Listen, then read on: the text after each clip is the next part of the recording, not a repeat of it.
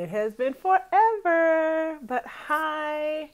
I hope that I made this video unlisted. I will know in probably a matter of minutes if I start seeing you guys popping up. If you don't pop up, then I'm going to turn this off and start over again.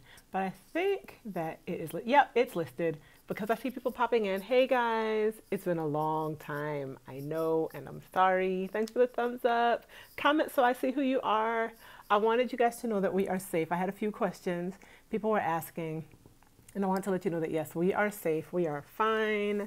The fam is chilling. Eric is baking some banana bread for you guys, and he shows you the recipe. He's vlogging it. There's Josh and Eric. They're on the couch chilling. Josh is listening to music, I think, and Eric is playing a video game in between his cooking. See the camera set up? Hi, Carolyn. Yes, we are safe. See the camera set up? When it's rainy outside, you might as well cook, right? So he's baking some delicious banana bread. This is ready. I'm waiting for him to take it out. That was a bottle of Kahlua because I wanted Kahlua and coffee. So we are doing good. We're safe. And oh, there's his timer. He's going to start vlogging again, so I may have to slip into my bedroom. Kalani is in my room listening to music and playing. But how are you guys doing? Who's there? Hey, Betsy. Is it Molino? Molino? Happy you are safe. Your family is safe. God bless. Glad to hear that you're safe. Theo Mill, thank you. We are definitely safe. Oh, do I need to go? He's vlogging. Look, he's got the camera. He needs me to go. Hey guys, how's it going? Isn't he cute? Look at that. Let's see what we got. Look at him vlogging. Thank you, On Call Sub. Let me Look at him vlogging, y'all. test it. I'm gonna get a toothpick here. Aw. You know, it's hard to do this one-handed. I don't remember who it was that was asking him for that banana bread recipe, but he is doing the recipe for you, honey. He's doing it. So there you go. I just snuck into my bedroom, and I'll show you the last person in the mix. What are you hiding it for? It's a copyright video. It's okay. There she is. Who are you watching, Pat and Jen? No. What? Hi, Sherry. Yes, we are safe. We are very safe. I figured it's music. If I Okay. said the name, I'd be advertising. No, it's okay to say the name. Who is it? Skrillex. Who? Skrillex. Skrillex. Who's that? They made, She's watching Skrillex. have you ever Hi, heard Josh Tanya. talk about nuclear dubstep? No. Yes. Yeah. So it's a dubstep group? Okay, cool. So I'm going to go over here and sit on my bed because Eric, like I said, is out there vlogging. And it's so cute that he's vlogging, but for once, I'm getting chased out of the room instead of him. Hey, Kay. Yeah, you like Skrillex? Okay. Kalani and Joshua love them some dubstep. Like, they love dubstep. One of my viewers is like, yes, Skrillex. One of my viewers is like, yes, Skrillex. I have a preteen and a teen. I guess that counts for something, huh? I got to get up on stuff. You have a stretch when you have little kids. Hey, Chinezzy. Yes, we are safe.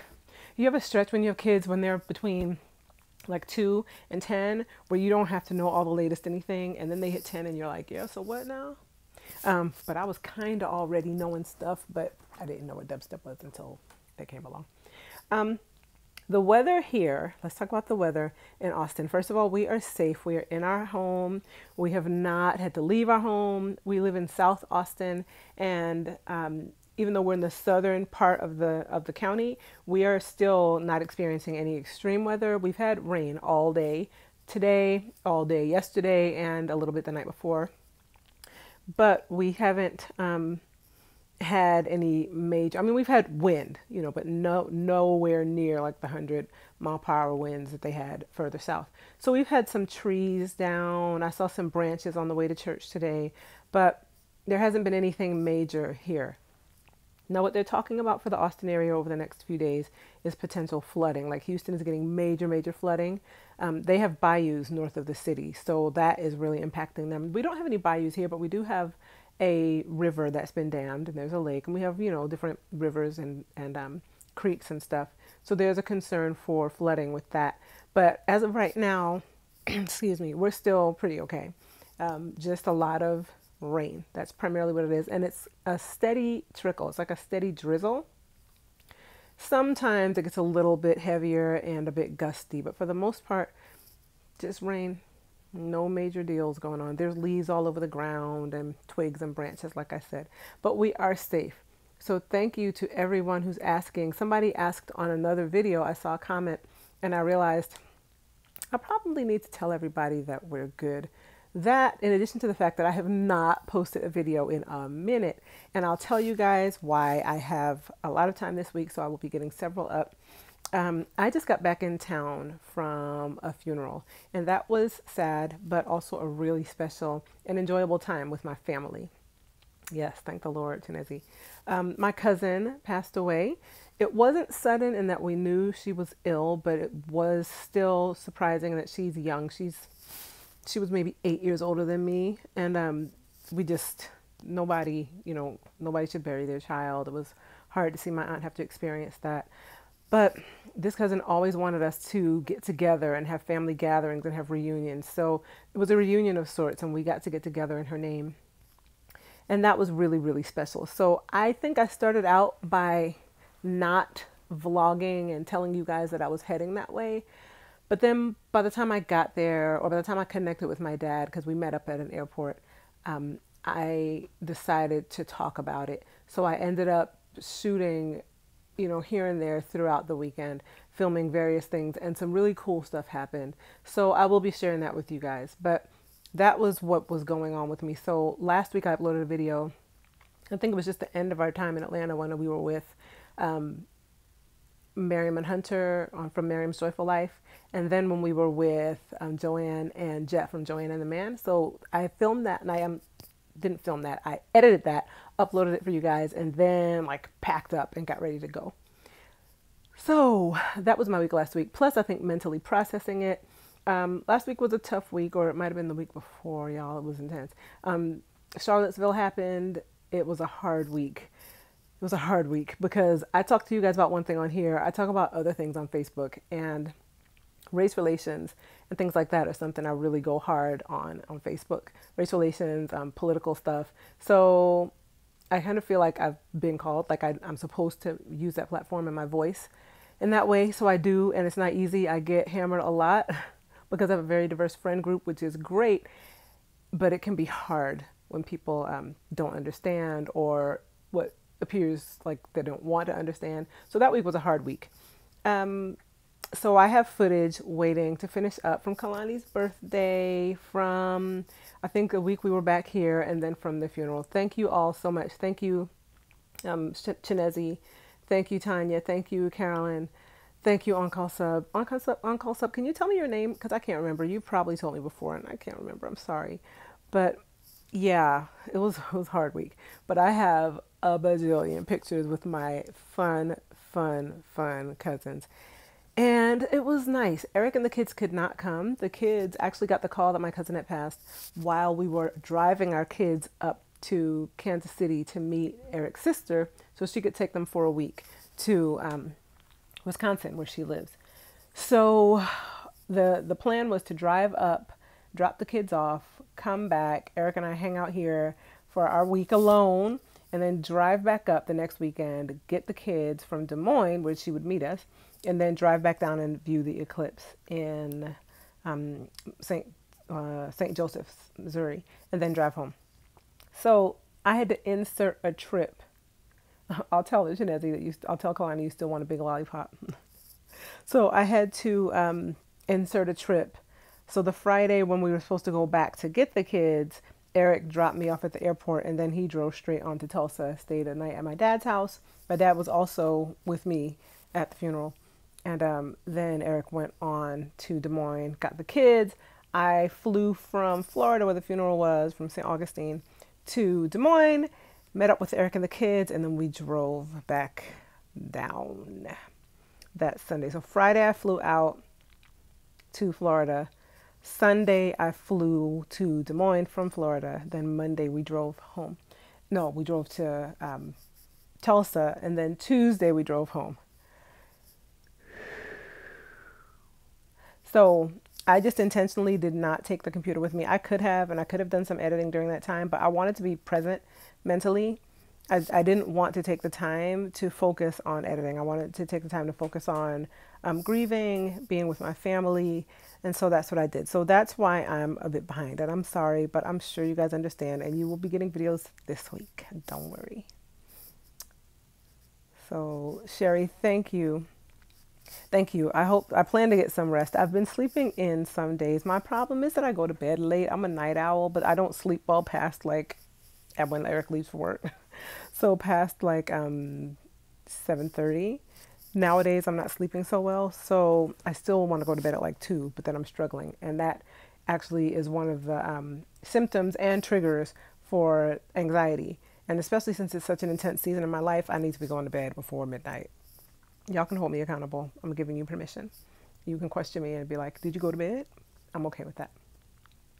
So yeah, that's our story. But I have some exciting footage coming up. I'm really excited to show y'all. Amen, TV. To be present for the body is to be absent. No, to be absent from the body, to be present with the Lord. Amen. And I believe that. I know that's where my cousin is.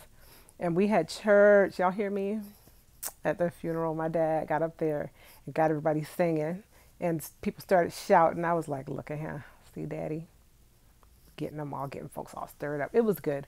It was very therapeutic. It was an amazing time, y'all. It was amazing. It was amazing. We ended up meeting a civil rights leader from St. Augustine. It was just wild. The kind of serendipitous things that happened. It was really cool. I'm going to talk about it on the video. I think, yeah, I actually recorded the lady that we met going into, my family was parked in her back, like backed up their car in her backyard on the way to the cemetery. It was a long story, child. My family is, I love them, but we can be super extra. So they pulled in her backyard to turn the van around and got stuck in the sand in her backyard. It was funny, but it was not funny. And then as they were trying to dig out the van, I was at the front of the house and saw a plaque, like a historical marker. And so I read it, and then she saw me and was like, are you taking a picture of me? And we started talking. And this lady was she was a teenager, but she and a number of other kids actually did some things in St. Augustine. They staged a sit-in the 60s, got arrested, went to jail. They staged a sit-in at the counter at the Woolworths there. And at the Woolworths, I just called it Woolworth as a child. I don't know why I just said the Woolworth, but whatever. So they staged a sit-in there, sat at the counter, got arrested for 6 months. They were in jail. And so she just started talking to us about her experience and what they had gone through and the path that they paved for us. It was amazing. It was so therapeutic, especially after the previous week and all this discussion about the Klan and neo-Nazis and patriotism and statues. And it was a needed, refreshing conversation. And I knew my cousin would have been like, yes, child, yes. So it was really good. Oh, TB, I knew what you meant. No problem. Thank you. I knew what the passage of scripture you meant. To be absent from the body is to be present with the Lord, right? So how have you guys been? It's been one heck of a busy summer, huh? I don't know about for y'all, but my summer was busy. Woo! So busy. I kept a schedule on the refrigerator, a calendar. Klein, can you tell Daddy what's he doing? There's something just beeping. Oh, he didn't hear the timer? The door, he walked past. Okay. Eric is playing his game and cooking, so the timer was going off. But I guess he wasn't hearing it. So Missy May over there ran over to tell him. So anyway, how are you guys? I have missed you, and I'm sorry that I have not been live streaming or uploading a bunch of videos. Like I told you, it was busy and there were specific reasons, but I'm glad to be back. Summer. Oh, wait, hold on. Okay, Summer, let's see. What did you just say? Summer went, no, not Summer, Sherry. Sherry, you said summer went by too fast. Now getting ready for school for my kiddos. Same. Sherry, do you homeschool? I don't remember. I know I have some viewers who homeschool. We homeschool, and y'all, we got back on Tuesday, and Wednesday, my kids went to a, what's it called? A homeschool class that I have them taking, which is like a It's a co-op of sorts. I'm not teaching in it, so I guess it's not really a co-op. It's a program. They have several classes that these people teach, and I wanted them to take them. So Kalani's taking math, and Josh is taking the science. But it started the Wednesday that we got back. Like we got back Tuesday night, and they started on Wednesday. Whoa! But I'm really excited about it. Other than that, though, they're not going to be starting school until after Labor Day, like the Monday after Labor Day. Not the Monday. That week after Labor Day is when I'll have them officially start. But they start piano lessons tomorrow, which is their music, and they started their history and math class, no, science and math classes last week. So yay. And let's see, Kay, you said you're just getting ready for the semester. What year are you? You're in college or university? And if so, what year are you? And Chinezi, yeah, she was in jail for 6 months. Kids, they were kids. The world needs prayer as we go along each day. The Bible will be fulfilled, though. I am well. How are you all doing? Yep, TB. We are well, and I totally agree with you. We need prayer. The world is going to go along, isn't it? But yeah, I'm excited about the kids starting school. Eric started at his school where he works 2 weeks ago, I think right before we left to take the kids up. And we started, or we'll start later. Yes, on-call sub, we are still homeschooling. And thank you, Tanya. My kids are wonderful. They're pretty special. They're actually, neither one of them is actually sitting and reading right now, which is something. Kalani's listening to music. Josh, I think, might be playing a game, which we let him do. He's listening to music also. He might be reading on the tablet. They do that. They like to read on the tablet. But, I mean, you can't knock a kid for reading, right? But sometimes I'm like, go outside and play. Which we can't do right now because of the hurricane. No, I tried to send y'all outside to play before the hurricane came because I said it's going to be raining for a week. And they wouldn't go. You got a smart mouth. Little girl, you got a smart mouth, y'all. Sherry. It'll save me someday. Sherry says, I'll be a learning coach for my 15-year-old stepdaughter. Oh, cool. She's starting online school. I'll be homeschooling my son when it's his time. He's only 2, LOL. Awesome. Is she doing virtual, what is it called? Virtual Learning Academy? Is it like the public school, but the online version of it? And Kay, you're finishing your 3rd year of college. Good stuff. Good for you. Awesome. So you're going to be finishing it up this year? Like, are you like at an odd semester? So you're finishing it up at the end of this semester? How's that working?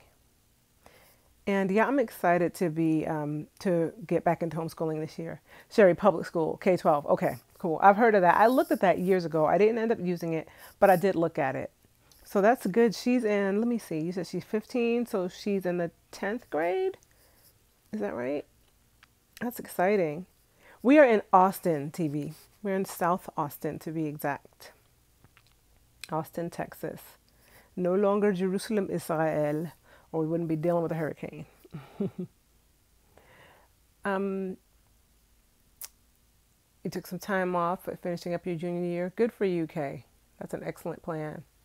I'm like, do what you have to do. Whatever you need to do to get through school. If you need to take a break, take it. So I have been promising y'all a video on homeschooling, and I will probably do it once we start now. I thought I would wait till the summer, but the summer got crazy. So we're doing all-in-one homeschool. It's called Easy Peasy Homeschool, but it's not because it's easy for the kids. It's because it's easy for the parents who are managing it. And we love it. I wanted to expand it a bit for them, though. So I had Kalani do another math class that I thought would be I felt like I wanted her to have some interaction with some other kids in the classroom, maybe some manipulatives with the teacher. So, and also she's kind of already at a pre-algebra stage. So I wanted her to just make sure the foundation was solid, solid, solid. So she's in a class called Math Fundamentals, like capital F-U-N, fundamentals. And I'll also have her doing the math on the all-in-one homeschool. Joshua is doing a science class, and it is earth science and astronomy, which I'm super excited about. I'm excited. I think he's going to enjoy it. The 8th grade math requirements or objectives for Texas cover earth science, astronomy, and also some, y'all don't be mad at me, I want to say chemistry, but basically some really basic stuff about atomic, like things at the atomic level. I think they have to know a little bit about, it doesn't even really mention the periodic table, but I'm assuming that's included because it talks about them needing to know about protons and electrons and all of that, but really at a very basic level. So I'm going to try to incorporate that because he's done all of the all-in-one homeschool sciences for K through 8. And so for math, I have him starting the high school for this particular curriculum. I have him starting the high school math. I always push him a little further in math because I feel like he can do it.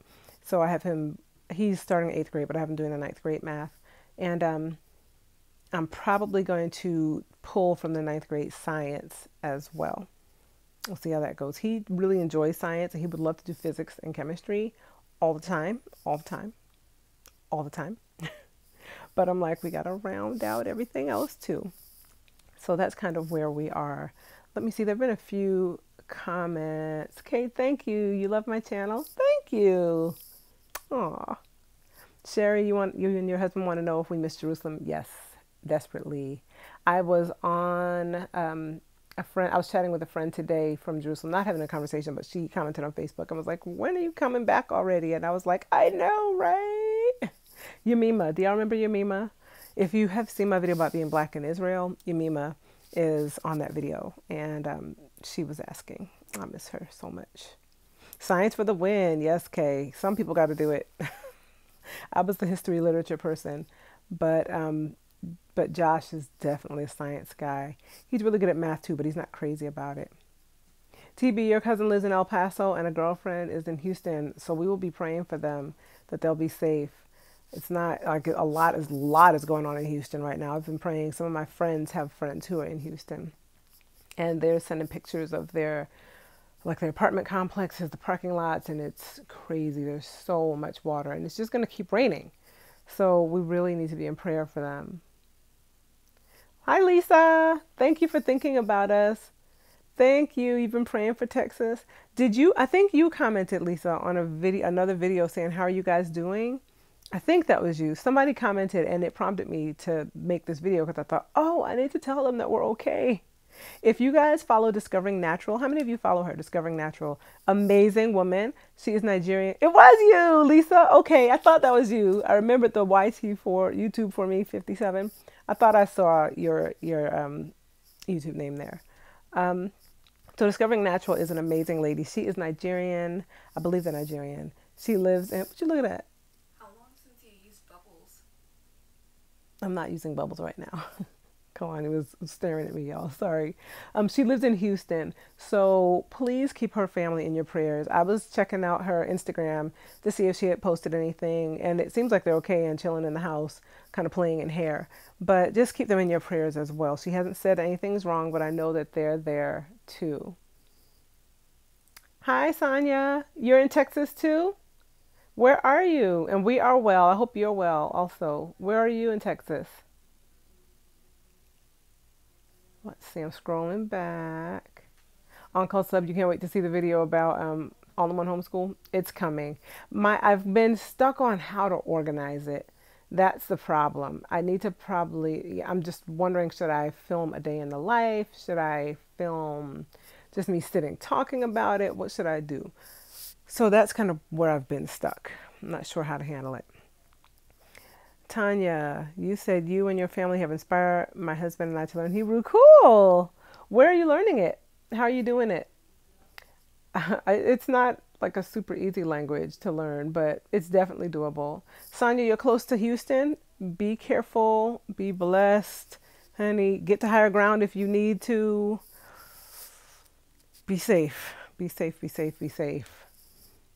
I'm going to unplug for a minute and get out of my bed. I'm going to show y'all. I'm sitting here on my bed with a blanket on my lap, but I realized that I left my coffee in the living room. No, in the dining room on the table. And I'm going to bring it in here so I can finish it.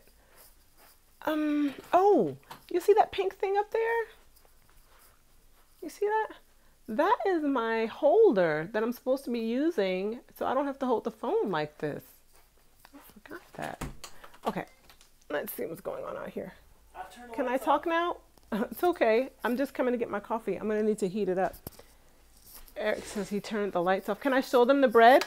It looks amazing. Oh, this looks so good. That's gonna ruin the reveal. Ah, you haven't revealed it yet? I have on the video, but Okay, I can't show y'all the bread because Eric's vlogging it and then it has to be edited. Are you gonna edit that? no.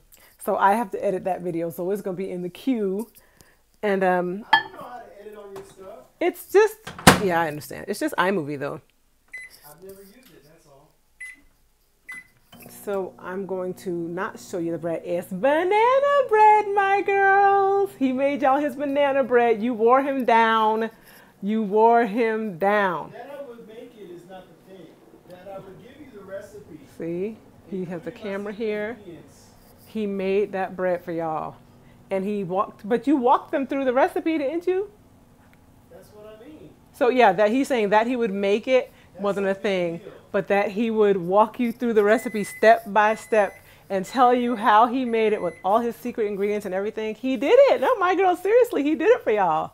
He showed you his recipe. He even had his little form up here so he could read it through while he was Are you cooking and showing telling my you. cheat sheet? I did. Because he has this cute little, this is his recipe book. If you're ever at our house somehow and you see this, this is gold right here. This is gold. We travel and he gets people, our Israeli friend gave that to us and he writes down recipes in there. So you don't know why the live stream came up. Oh, did it just come up for you? I'm sorry. Go back and watch the rest later, okay? It's not banana nut bread, Chinezzi. I have to clarify, girl. No, ma'am. Please don't even say it. He's I all, talk about listen, that in my video. he's all crunk now. Why would you ruin banana bread with nuts? That's horrible. That's a horrible, wretched thing to do to banana bread. Nuts? Ugh. Oh, my girl's about to cry. No, don't worry. You didn't miss it. He didn't do the recipe on here. He actually vlogged it with my vlogging camera. Like, this is my real legit vlogging camera. And I can't show y'all the bread. Let me turn around. So I didn't vlog it at all. And I can't show you the finished product. So I'm kind of hovering around the kitchen like, oh, I can't show you the finished product. Good. It smells amazing. I cannot wait to eat this. Y'all like the nuts? I don't hate the nuts. I don't hate on nuts. Yes, nuts. Who's that? I'm not telling you who it is. He wants to know who said they don't hate nuts. Because they're not my friend. You hear him? He says, 'cause they're not my friend. Look. Send some in the mail, Chinezzi says. We love cheat sheets, they said. I don't know why. Oh, okay, now I'm back to where we were. Betsy, you're smelling it right now? This bread smells so good, y'all. Oh, it smells good. So I'm about to drink my coffee. And let a little bit longer. I'll put it in again. You almost started crying, my girls. Oh, you're too cute. You could have, after the live stream, you could have just gone back and watched it if he had filmed it on here. But he didn't. He actually filmed it, and I have to sit there and do all this editing. You know that it's on, honey? Let me turn the camera off so it's charging while off. Yes. Let's see. We do need smell-o-vision. I so agree. My girls, no ma'am, no nuts. What y'all all with these nuts? Who's in a tornado watch, TB? Your friends in Houston? What area? They said we love you anyway, Eric. He's super extra about his recipes, y'all. I'm telling y'all, I didn't know if he was gonna do it because this banana bread is, listen, his banana bread be so good. Okay, let's see. Thought I would show you a little bit of the outside. You can't judge me because I've been gone for like over a week and my plants look pitiful, like horrible. But I wanted to show you kind of what it looks like. I can't see because of the white background. Okay, there we go. Can you even see the rain? See the breeze? So you got a good idea about the wind. It's raining. But it's not super hardcore. See, that's what it's like here. You're on a flood watch, Sonia? I know you are. If you're near Houston, please be careful. Please be careful. Is it, thank you. Is it Sonia or Sonia? How do we say it? What was that? Somebody outside hollering? Oh, you should go see what's going on out there. I'm not gonna go, but somebody's like screaming and stuff, banging outside. I hope they're having fun. That was weird.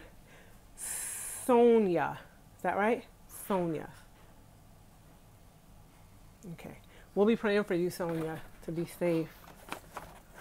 Getting this for my coffee. My coffee.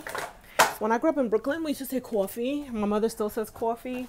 I've lived in Georgia where they say coffee, and now that I'm kind of neutral, we say I hey coffee.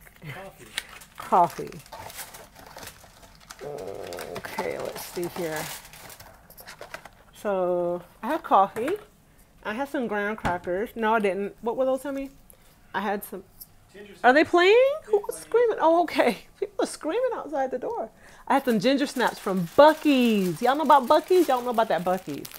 Buc-ee's is this stop. It's like a truck stop. Oh, y'all saw Buc-ee's. I vlogged about Buc-ee's a while back when we were going to the Hernandez's house. And we stopped at this massive car stop. It's not a bus stop. It's just a gas station. They don't let trucks or buses in.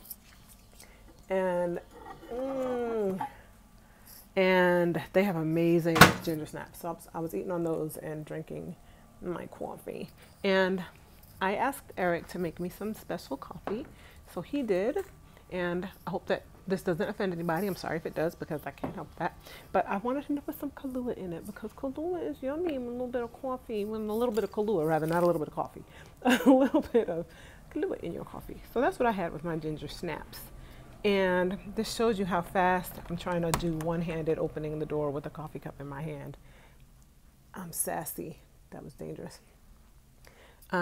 So I ate the ginger snaps, but this showed you how slowly I was drinking this coffee with just a few little sprigs of that Kahlua in it. So it took me a minute. Let's see here. Let me plug you back in. And I'll snuggle back up on my bed under my blanket because that's the best thing to do on a rainy day, as long as there's not flooding and you don't have to evacuate. Which, Sonia, seriously, like, please be careful. If you need to, please get out of there. I don't know if you even can, but you're inside. Most of the roads are blocked. Okay, can't get out. Well, we will be praying for you. My girls. All ginger snaps spicy tasting. These aren't spicy tasting, but they're not like little burn spicy, but they definitely have the ginger flavor. And I thought they'd be good for my stomach because my stomach was bothering me a little bit. So it's been good. Pass it on from New York City, TB. Whole nation is praying. Amen. Amen. Whew. So, Chinezi, what do you mean? No, I can't, but I hear the rain. Excuse me, because I'm about to open this with my teeth, y'all. You get real, just raw me. This is how I do for real. Okay. I'm going to take this lactate. Y'all know I'm lactose intolerant, right? If you've watched me any period of time, you know that I'm lactose intolerant. Let me take this out so that you don't have to hear me swallow really hard.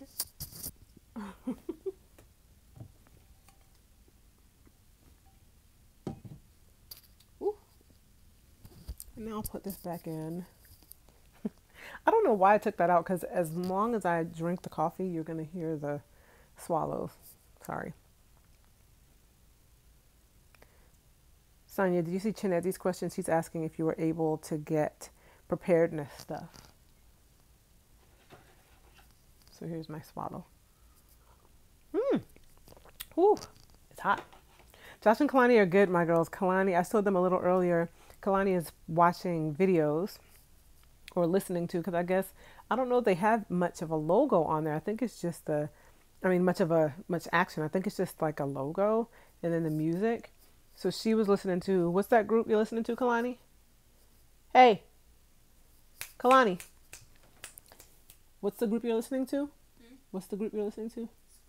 Skrillex. She likes dubstep.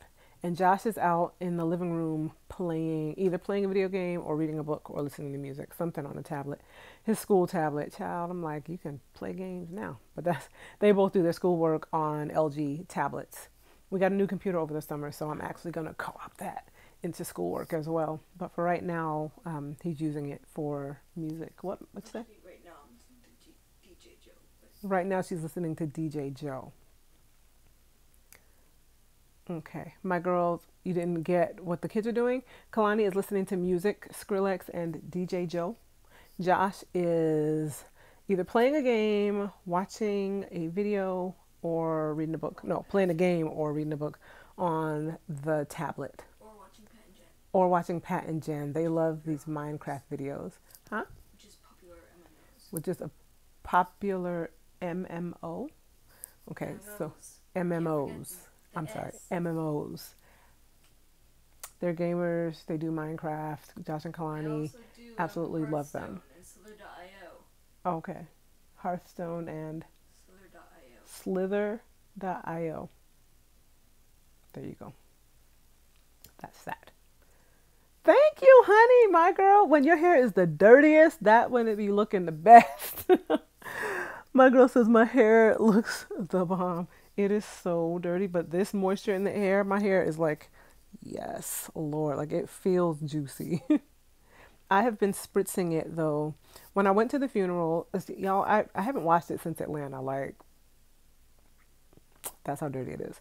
I took those flat twists out and the twists that they were with out that were on the ends and spritzed it, pulled it back into a puff. And I decided when I was planning what I was going to wear to the funeral, I was getting ready to wash my hair and get all ready. And then I just decided the look I wanted, it was a kind of an elegant dress. So I just wanted an updo. I wanted a simple, tight puff, like tight hair and then nice puff.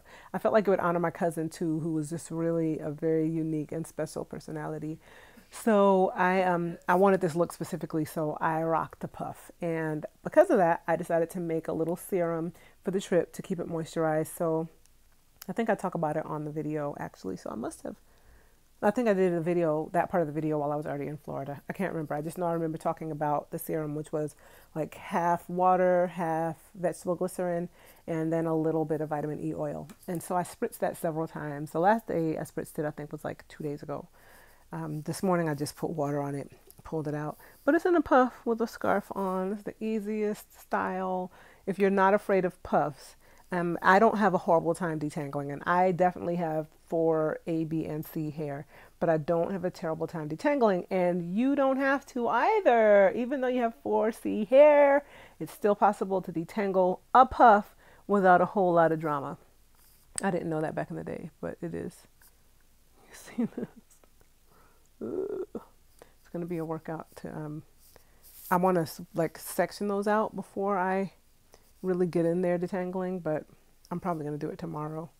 We'll see what happens. Let's see. What'd you say, Lisa? My hair is on a wing and a prayer. Oh no, when I look in the mirror, it says to me, really? We going out like this in public? Thank God for water and hair cream. I know that's right. Hey, Sophia! Kalani Sophia's on here. She just said, hi, Miss Tanya. Sophia's on here. You want to come say hi? One of Kalani's friends is on. Twix, you call her? Uh-oh, I'm sorry, Sophia, but I'm not supposed to say that. Come here. Now, what? Now, let me go on back and read some of these comments. Actually, let Kalani say hi to Sophia. Hello. Hello. How are y'all doing? Oh, hey, Selena, Elena. Hey! I wish I could see your faces. But hi, girls. Hi, Hernandez fam. We love y'all. We miss you. Doing good. Is all three of you? Is Alethea watching too? Who else is watching? Just y'all three? Happy birthday, Elena, by the way. Yeah. We miss y'all too. This one was supposed to Marco Polo you today to give you a happy birthday. You So need just to FYI. tell me. You need to tell me things like when your birthday is. I think next she did time. say something when they were here for your birthday. No. I'm pretty sure. She says thank you. Okay. My girl, you spelled her name right. It's Kalani. You got it perfectly right. Mm-hmm. Yes. So, I'm going to let you get back to your music. Girls, Kalani is listening to Tell them who you're listening to. Skrillex And and DJ Joe. if you want to have a shared experience by listening to music right now in two different realms. But you've got to do the Zelda ones for oh, DJ Joe. that's the one that you let me hear before? Okay, that like that's kind that of guy. dubsteps, the Zelda songs. Cool. My girls, no, we haven't started yet. We will start 2 weeks, a week and a half, after Labor Day, right after Labor Day. But the kids have started taking a class on Wednesdays, and they start piano lessons tomorrow, which is their music component. You want to say something? I'm going to have to FaceTime them. Okay. Or Marco Polo. Just, I want them to know that. Did y'all hear that, girls? Sophia, Elena, and Selah, she's going to FaceTime you or Marco Polo you today. Maybe. I hope. Sometime later today, possibly, but after I get off the phone, because it's my phone that she uses, so she can't do it until I'm done. Tomorrow if I forget. I know, my girls, right? I remember when we used to start after Labor Day, too. This beginning of August stuff is just really too much. I refuse to start that early. Like, I won't do it. I won't do it until September. This one class that I signed them up for, I had them start because the class started last week. Otherwise, I wouldn't have done it, but I would have had them wait until after Labor Day. But the piano lessons are through a teacher who works at Eric's school, so they started earlier because school started earlier. Otherwise, everything else is going to be later. Okay, I think there's a lot of comments I need to go back and look at. Let's see. Let's see. Stop commenting until you're done. No, I'm not telling them that. Prayers going up. Amen. For Texas. Do I still listen to K-Love radio? Yes, it's the Christian channel. The Christian channel. It on the like Mix 94.7. Mm-hmm. Yeah, Caleb is On the radio? Yes. Oh, sometimes I do. Not always. That's right.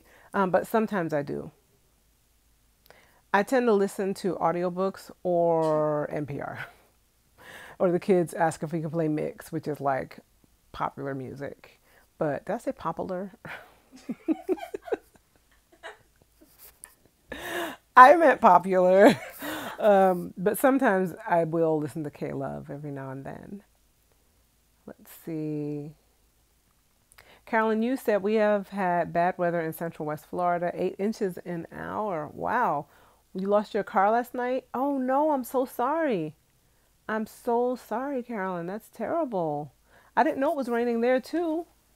That's a lot of rain. My goodness. It's not from this storm system, right? Is it another? No, Harvey is still here in Texas. She's in Florida. Well, it could be. The bands aren't that big. So sorry. That's hard. Thank God for car insurance. I know that's right. Man. Now, why was I just thinking about hair and y'all started talking about hair? Wow, no joke. Yes, TB. Yes. You said your name, I think, but I didn't catch it. I'm sorry. I can't remember. Did you tell me your name? I think you did. That's delicious. Y'all, that's good. Okay, let me scroll further here.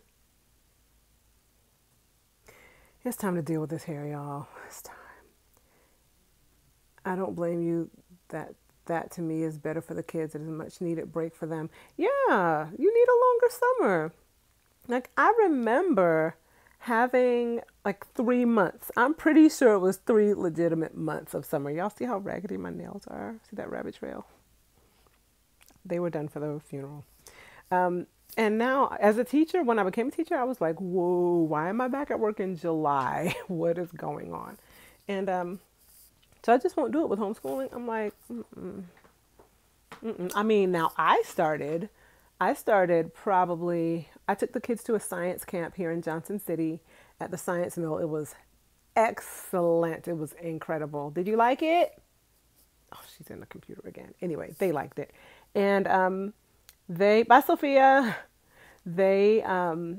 while they were there like 9 to 3 every day. So I started homeschool prep back then. And, you know, I did do work. I spent the whole day several times at the library just getting work done and getting myself prepared. And I feel pretty good about the upcoming school year. I just Needs to do a little bit more to get things organized the way I want it, but I'm pretty much ready for how I want things to go this year. I'll be incorporating a little bit more order with the spiritual component. I have several things that I want them to learn. Y'all remember we lived overseas. So when we came back and I was homeschooling them, I incorporated learning prayers and things in English that they had learned in Hebrew, like the Lord's Prayer. So we did stuff like that. I had them learn Psalm 23. I had them memorize 1 Corinthians 13. But what I'm going to do this year is I want them, Kalani already learned it, but I'm going to have them work on the Nicene Creed.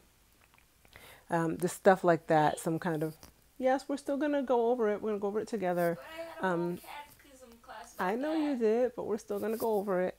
And we'll talk about the historical context and stuff like that. We'll talk about the Council of Nicaea. There's good and bad things, I feel like, in church history, and I want to talk about it all so that there's not this, I feel like, unhealthy, biased perspective. I do want my kids to grow in faith and as Christians, but I also feel like they need to hear and see how it developed, and it wasn't just in a vacuum. So that's what we're going to be doing. We won't spend the whole year on the Nicene Creed, but I'm going to start out hitting it. Kalani worked on it, but we're going to look at it again together.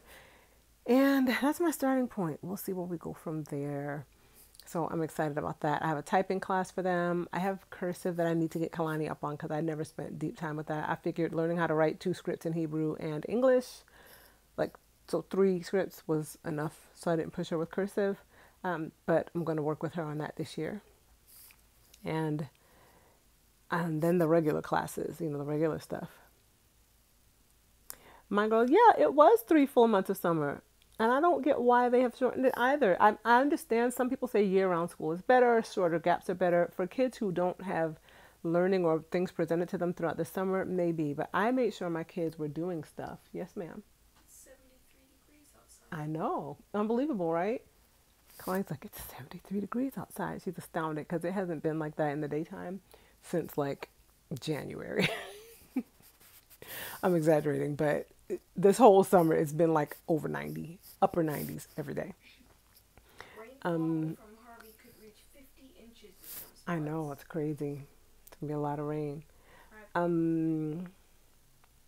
I remember getting 3 months. I remember playing. I know that some people want year-round school where you have like X amount of weeks on, then 2 weeks off, the next amount of weeks on. Like I think 8 weeks on, 2 weeks off, 8 weeks on, 2 weeks off constantly. Some people homeschool that way too.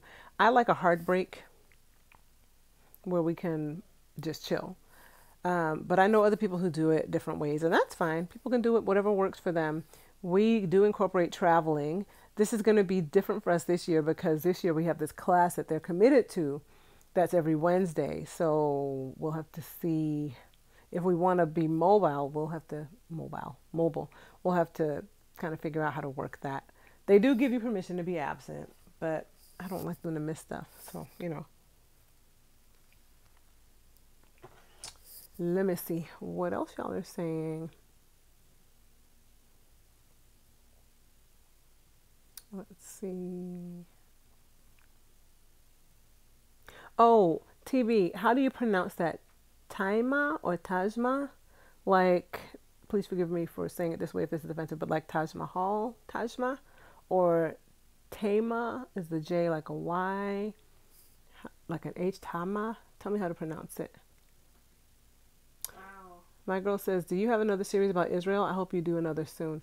A series like biblical, like teaching, or videos that I haven't edited yet that I still have from when we were in Israel? Because I have that. I have our last week in Israel, which is crammed full of Hebron, Bethlehem, and parties in Jerusalem. Wait, you still haven't done those? I never did the farewell video. I think it was psychological now that I look back on it, but I never did the video of us departing. I just showed the next video when we were here. Yep. Houston, Kalani's watching the news. 21 degrees. 21? 21? No, it's not 21 degrees Fahrenheit. Probably Celsius. It's Celsius, yeah. And San Antonio is 3 degrees Celsius. Are you sure? That might be wrong. It's not 3 degrees Celsius. It's not that cold. I'm not Let's sure see. if that's My girls, we kept busy as well too, and I read all the time. That's rainfall amounts. Okay. I read all the time. I was always reading. My mother put me in camp.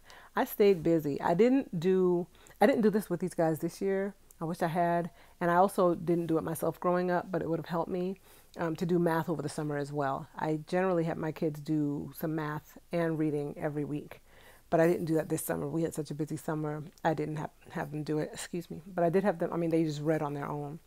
Tajma, okay, like Taj Mahal. Okay, I can remember that Tajma because I was just like, is it okay to call you TB? It would be nice to say your name.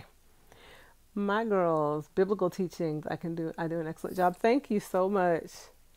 Um, I don't have a topic in mind just yet, but I could.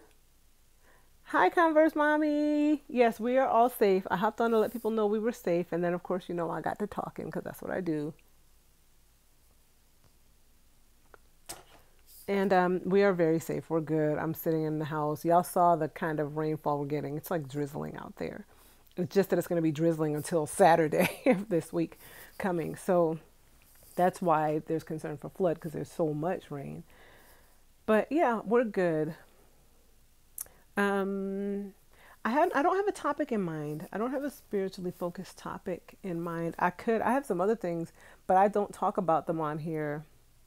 And I've been talking a lot lately about race relations and educating, particularly sharing with people we know who are white, who want to be allies, and helping in the work of reconciliation. So I've been talking about that a lot on Facebook and talking about privilege and just some of the political dynamics and things that are going on. But I don't talk about that stuff on my YouTube channel. And I wouldn't teach about it on here either. You got commentaries that are a dime a dozen on here about that kind of stuff. But I feel like it's necessary in this climate to discuss. But let me think about it. Or you can throw out some ideas if there's something you'd like me to talk about, a spiritual topic. You like that I'm teaching the history of the faith, all inclusive. Liz Gonzalez, hi. And yes, we all need to do it. We all need to know more historical stuff. When I talk about the Hebrew Israelites, some of the misconceptions that people fall prey to with those teachings, if they knew more about history in general, not taught through that lens and grid, because that's already being given from a very specific frame of reference, and everything's going to be slanted toward that. But if you can read, even deal with original documents, read the text, read primary documents rather, not the originals, but primary sources. Read those, discuss them, look at how the church councils developed, what the greater culture was around them, why people were thinking the way they were thinking, why they were emphasizing certain things and discrediting other things. All that kind of stuff comes into play when we look at how Christianity developed in the West. And I'm really big on, I feel like our family has a good foundation in how the faith actually grew in a Jewish context in first century Palestine. That's very important to note. And our kids grew with that. They lived it while we were there. So that was very much their context already. So it's still an adjustment for me being here because that's my preferred interaction with an approach to our faith. And you don't have that 100% here because you're not there, you're here. But a lot more people are learning about the Jewish roots of our faith. It's just I don't know that it needs to become a standard thing that we utilize in practice, but it is something we need to know. I feel like that's where the church got off when it divorced itself from a Jewish context completely. And I don't mean Jewish practices so much as understanding the Bible from a Jewish perspective. It took on a very Western Greek-based focus, and that because of that, it kind of shifted the way people interacted with the whole idea of God, how God interacts with man, the things that he was saying to people through the scriptures and through his interactions with them. So that's a whole nother conversation though, but yeah.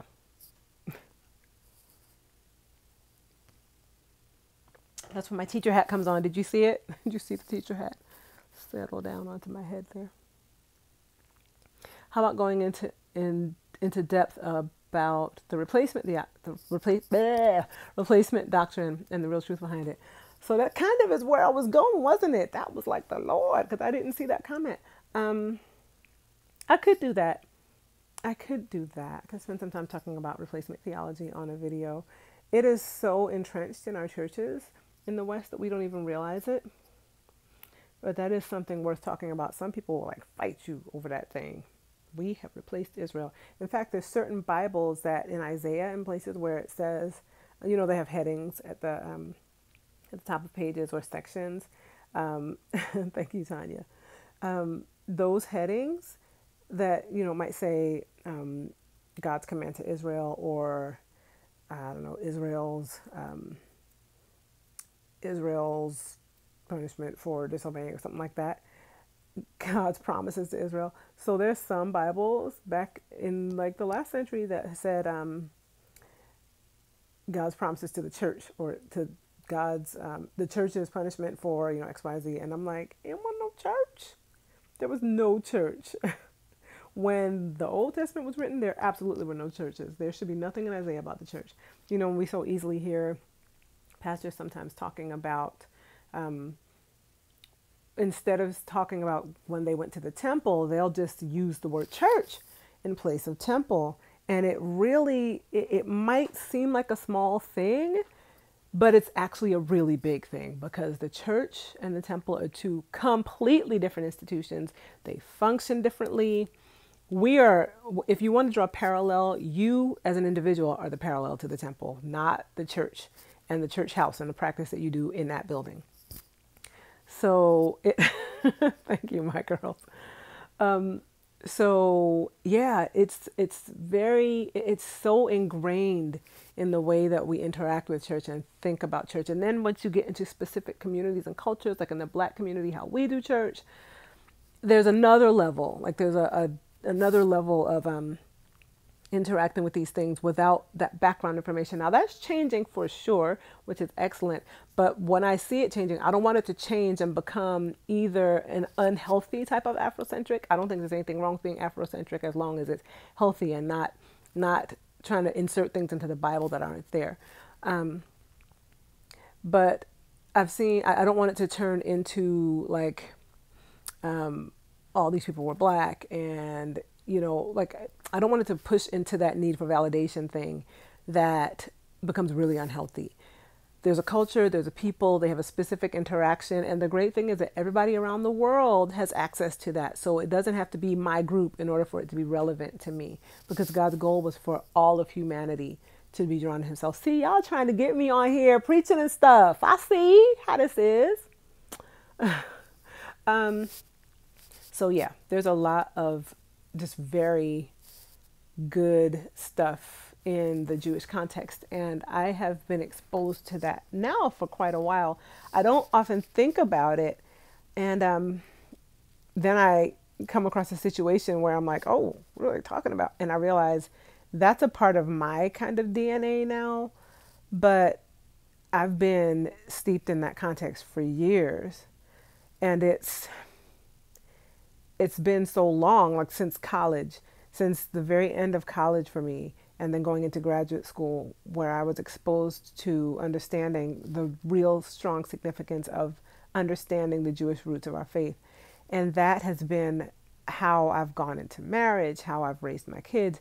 So not in a weird kind of fruity kind of way. I don't know if that term is offensive, but people talk about this weird things happening, and not in a weird way, and not in any way saying that we are Jewish or that we want to be Messianic. We don't, and we're not. But just in a solid foundational way. And I have a bunch of books on my bookshelf here that are fantastic resources for that. So I may get into that, because I've just spent the last like 10 minutes talking about it. So that's an area of deep interest for me. This is also why when people start talking to me about, again, teachings like Hebrew Israelite teachings or different stuff about how we're supposed to be Messianic, I'm just really strong about it, because I have a solid foundation. I do understand a lot of these things. I just am absolutely opposed to the way that they're presented, because I know, I've learned, I've studied, I've spent time in the context. And so I feel really solid in my understanding. Of course, the Holy Spirit is always teaching us, and I'm not saying I know everything, but I do know that I have an understanding of the Jewish context that keeps me from being thrown. And there are things that I've kind of had to be like, okay, I used to believe that, but yeah, no, that's not what that meant. Hi, Lola. Let's see. My girl, you said the Holy Spirit is the giver of all truth. John 13:16. This is the key to understanding Scripture. Amen. Not to be hurtful, but so many Christians miss the key component, and that is the Holy Spirit. Amen. It is the truth. So yeah, you know what I get excited about? John 16:13. Okay. I get excited when we talk about the Jewish roots of our faith. So I might do something in that area too, because that excites me. That really excites me because I've been exposed to a lot of different stuff, y'all, and there's some teachings that we just get people going in that is so unnecessary. Unnecessary and inaccurate, and can take people just on a journey that they don't need to go on. Would love to hear more about living in the context. I can do that. Going to Jerusalem in graduate school was life-changing for me. Oh, who is it? Is it my girls or is it... Which one of y'all going to JUC? Are you there already? My girls or Lisa, is it you? Somebody is going to the graduate school I went to in Jerusalem. And you should be there because it's about to start. Is it one of y'all? If it's one of y'all, you were up late. Because it's like 1 o'clock in the morning there. 2 o'clock in the morning. So it might not be one of y'all. But somebody is going. I'm going to have to go back through my inbox and see who it is. Let's see. I look forward to if you have the knowledge and the first-hand experience. Oh, to it. You have the knowledge and first-hand experience since you've lived in Israel. I miss it so much too. It's such a part of like just everyday living and breathing. So yes, it is. It is, Tajma. We're here to win souls. Just that context and living it, understanding it is so much a part of life there for me as a believer that it was a little bit, coming back was kind of like, ooh, how do I do this? I mean, I know how to do it. I can live my life every day, but it's different. Even in church, simple things like using the word Christ instead of Messiah. There's absolutely nothing wrong with the word Christ. It's just Greek. But I'm used to saying Messiah. I got very used to saying Messiah in our creeds, in the liturgy. The church we attend right now is a liturgical church. And, it's the same church, the same denomination as Anglican as the one we went to in Jerusalem. But the one in Jerusalem was very much geared toward, hey, sweet Sadie, was... the focus was a little bit more, not a little bit, was definitely a lot more rooted in a Jewish context.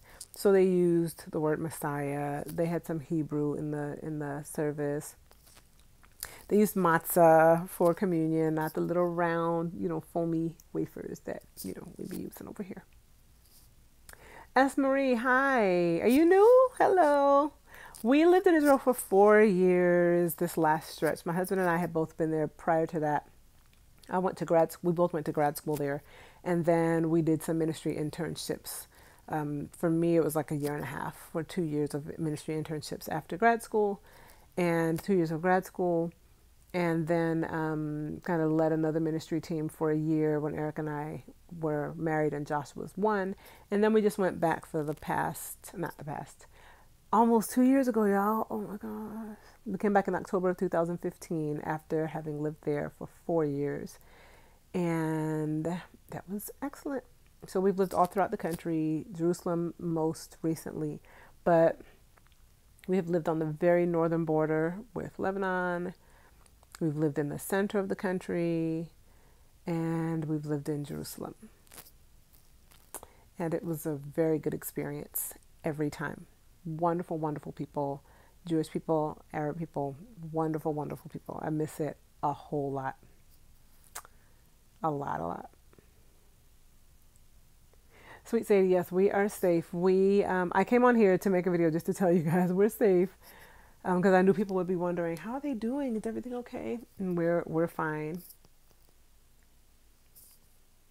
As you can see, I'm in my bed under a blanket enjoying this Sunday afternoon. And I'm not FaceTiming y'all, but live streaming with y'all because I hadn't done it in a while and I missed y'all. And life was just so hectic for a while there that I couldn't, but I wanted to go ahead and get on and chat with y'all. I've been on for an hour already, y'all. It doesn't feel like it. Sweet Sadie and a few of y'all who just came on recently, Eric made his banana bread today and he vlogged it. So I will be editing that. It's going to be a minute though, because I have like 3 other videos in edit mode that I still need to work on for you. And just so you know, I was telling them earlier that I had to go away. My cousin passed, and so I was out of town, and I didn't want to take the time during that stage to edit anything. So that's why you haven't gotten anything in a week and a half, a couple of weeks. That's why. Okay. Did you go to the Holy Land in Israel? Where? What do you mean? Like the University of the Holy Land? I went to a school called Jerusalem University College. There is another school called University of the Holy Land. Is that what you're referring to? Or the Holy Land model are you referring to? Thank you, my girls. Yeah, my cousin passed. We were close. But there's a lot of, let's see. There's a lot of extended family that we're super tight with. So it was awesome to see all of my cousins. My dad said, girl, you were reliving your childhood. Lola, you said... You got a nice accent. A New York accent. My New York... my dad, not my dad. Lola says, do you believe... What? I just lost it. Sorry. There we go. Do you believe black people was cursed by God? Why or why not? And what is the Bible view of it? By the way, when I ask questions, it's not that I don't know anything about it. Just curious. I don't think black people were cursed by God any more than any other people were cursed by God. And it says, I think God, there was something going on with Ham that he was cursed. I don't know that means therefore black people are cursed. Miriam was also cursed because she mocked Moses for marrying a black wife. So I don't believe that black people carry a curse from God because of that, because of Ham. I'd have to take some time to read. Yes, his name was Ham. I'd have to take some time to actually read the text and look into it and think on it. But no, I don't believe that. Not in the way that some people interpret it. Somebody said something about politics further back, and I can't remember what it was. Let me scroll way back here. It was way back. Speaking on race relations, I have never dated outside my race. Do you think I'm weird? Not saying that it is off my radar. I just never really wanted to. You and your hubby have a loving relationship. Thank you, Tajma. I don't think you're weird at all. I think people need to marry who they fall in love with. I also don't have a problem with seeing people in, in a marriage with people from their own culture. I mean, you have to marry the person that you love. And you know what? I'm not really strongly opposed to arranged marriages either. When I was younger, I was kind of like, but I see the strength in the whole concept of arranged marriages as long as both partners are invested in the conversation and giving their input and given the opportunity to kind of see how well they can get to know and how comfortable they are with the person. But I think the people around you have a lot of wisdom and input, good input into your personality and whether or not you and the person can click. So I don't think there's anything wrong with people who want to marry someone of a different cultural background, because really it's more than race, way more than race. I have friends who are of the same race but from different cultures, like some are Caribbean, one is Caribbean and the husband is American, and they face challenges. So it has to do, thank you, Linda, happy Sunday. I don't think it's weird at all if you want to marry someone, or if you're interested in people only of your own race, or if you're interested in people of other races. My main thing is, just being open, know people, meet people, just be a normal, healthy human being interacting with other human beings. And if you happen to develop feelings for somebody who's not in your cultural background, that's okay. You have to be aware that that is a reality, and you'll have to deal with that reality, not kind of pretend it's not a thing. We just love will conquer all. You need to be very honest and real about your context. But I don't think it needs to be blown out of proportion. But it isn't something that needs to be avoided or, ignored, because there are very real things that will come up that you need to be on the same page about, or know that you're not on the same page about it and you need to talk through it. Let's see. Sonia, I really enjoy your vlogs from Israel, and also my maiden name is Roberts. Hey, family! That is my maiden name. How do you know that's my maiden name? I don't know how people know that that's my maiden name. I don't know if it's on documents or paperwork. I might have mentioned it and just forgot. But I've had people at other times call me Tanya Roberts, and I'm like, how do you know? Are you a spy? But yeah, that is my maiden name. I love my maiden name. It was hard for me to give up that name, y'all. My family is proud. We love our names. We love ourselves.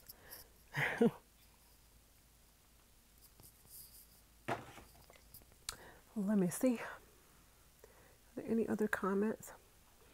Sometimes I wish I was set up in an arranged marriage. I think, or my thought is it would be better. But thank you for your answer. You're welcome. I mentioned it on my family reunion vlog. Okay.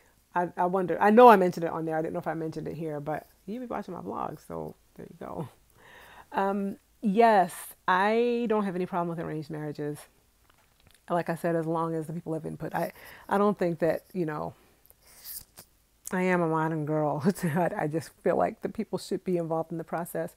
But, I don't have a problem with the way it's done. I like how in Arab culture, at least, I'm sure there are nuances in different places, but how in Arab culture, at least in Israel, it's very much the moms of the two people kind of scoping each other out, getting together kind of in a formal setting, sitting, having coffee, talking, eventually getting around to the discussion of their children, getting to know the family, seeing what they think of the other family, meeting the person, not the two potential spouses, but the family of the one meeting the other, and then her family meeting his family, or meeting him, and kind of seeing what the person's like, what you think of them, asking around the community, what is he like? Does he take care of his business? Is he polite to his mother? Just all that kind of stuff. And then after all of that, they arrange for the two of them to meet. I think that's cool. There's also, it's kind of fluid. So sometimes they already know each other from school, and one of them might say, Ma, I really like this girl. I want you to talk to her family, see what you think, that kind of thing, but I like it. I've become much more comfortable with the whole communal reality of life as I've gotten older, because I think it takes community to live healthily, and we've forgotten how to do that. So I really appreciate that approach. It can be abused and done in an unhealthy way, but if it's done well, it's a really good option. What you think eHarmony is all about? They know. There's a little bit of arranging going on there. They know people, they learn all they can about you, and then they match you up. I know multiple eHarmony couples that are still harmoniously married. That's all I'm saying. I'm not opposed to online dating. I mean, I won't do it because I'm married, but I'm not opposed to it if people want to go that route. Let's see. I'm wondering if I should prepare to wrap it up, guys. I've been on for an hour and almost 15 minutes, and I've had a good time. Yay, Sherry, good for you. Y'all met on eHarmony. Yay, another successful couple. I like that. Make me smile when I hear that. I always love it. See, Taj, I'm telling you, don't just laugh. Hey, Joni, how are you? I'm just talking about possibly getting off. You hopped on. I've been on for about an hour and 15 minutes. Talked about all kinds of different stuff. So make sure you watch it, okay? 5 years in December, Sherry. Good for you. That's excellent. Can I ask if you don't mind, are y'all the same race, different races? I don't cringe, but I'm kind of unsure with the word race, because it's such a loaded word. I use it, but I really feel like culture is more the thing. Are y'all from different cultural backgrounds? Oh, thank you for binge watching me, Tanya. Would I consider doing a teaching on being unevenly yoked? I don't know. I don't know. I might consider it, but I don't think I would, just because that's such, people interpret that different ways, and I used to interpret it one way, and I don't know that I've put a lot of thought into it since then, but I know that that thinking has kind of grown, expanded a bit over the years. He's white and you're black, Sherry? Okay. Well, good for you, honey. I wondered. Yes, ma'am. You been asleep, Joni? That's okay. So I have telling you, I have been, while there have been many discouraging things happening in the world around us, I've been encouraged by the number of people who I see feeling safe enough, or, hopefully confident enough in themselves that they are willing to be in relationships with people who are not of their own cultural group. And I say safe enough because some people don't feel like they have permission to do it and feel like they need permission from their own community to do it. And really, it's kind of not that deep. I mean, we can make it that deep, but it's really not, because at the end of the day, it's nobody else's choice. They don't have to live in the house with that person. You do. So I've been encouraged just seeing people across the board, various communities and races, just deciding to make their own choices in that way. Because it says something to me of a larger context of openness, which I think makes room for growth and change overall in society, not in just one community or the other, but in society. And I appreciate seeing that. And I'm not saying so everybody should be in an interracial relationship. I don't think that's true. But I do think that it's a sign of health in a society when it happens and when it's allowed to happen. One more thing I want to talk to y'all about. Have you noticed that I've gained weight this summer? Can you tell? Can you tell I've gained some weight? Some people are like, I noticed, but I didn't want to say anything because people be embarrassed. Child, tell me if you noticed, because I've been trying to put these pounds on. You don't notice, Sherry? Look at my jaws. They're bigger. I've gained like 10 pounds this summer, y'all. I gained 10 pounds. You don't even see it either, Sonya? Come on, y'all. Y'all see it. Look at my face. Y'all don't see it? I did. I gained weight. So it was, I think, as a result of all the road trips. Actually, it's in my belly. Where, Sherry. Y'all. Everybody's like, nope. No, you look the same to me. That's probably because I've been putting it on over the course of the summer in my live feed, and you haven't been noticing. Here's the thing. We've done so many road trips that I try to eat healthy, but when you're road tripping and you eat fast food, and I've been eating that. No, I'm not telling you that I'm expecting, Lisa. Quit playing. No, that is not what I'm telling you. No. I am happy. Hi, Jononi, right? I am happy this summer. It's been a busy and in some ways sad, but good summer. Let's see. Oh, you married an Eric too? Lola? Yay. It's a good name. My husband is very proud of his K. He is has a K in it, not a C. What was I saying? Oh, my weight gain, y'all. So I have just been eating a lot and stopping. No, not preggers. Stopping and getting like Buc-ee's ginger snaps and Buc-ee's camel popcorn, camel caramel popcorn, and slushies everywhere we go because Kalani is a slushy queen, and so I get a slushie too. She's back in the background going. And then y'all, I went to my cousin's homegoing service. And my family's from down south, okay? They're from North Florida, and North Florida is basically South Georgia. It's like they become the same thing. So the first time I got there, my aunt was frying fish that they had gone and caught like earlier in the week. I mean, not early in the week, earlier in the day. So yes, the food was good. My aunt was frying up fish. Like, y'all hear me? Deep frying fish. Thank you, Goat Pearl. Hi, and welcome. And then we got to the house at like midnight off the plane. By the time we finally made it to the house, y'all, why was there still fried fish at the house and some dressing with giblets in it? I'm still thinking back, like smiling. The food was so good. Do y'all understand me? Hey, Giblets yes, sound ma'am. disgusting. Giblets are amazing. You Use the hush your word. mouth. The words. Food Y'all. is disgusting. The word. It was so delicious. This was fish out the ocean. Oh my gosh. So Is it all fish on we had that. No, some fish is out of rivers and lakes, freshwater. These were saltwater, like brim. Oh, it was so good. So after that, yes, the South will do it, honey. Yes. The next day was the service. We ate a little food at the repast. They called it at the church. Giblets are the business. Oh, gizzards. There was some gizzards in there. Oh my goodness. Oh. Anyway, y'all. Anyway, then the next day, because I'm going to break the whole food situation down to you.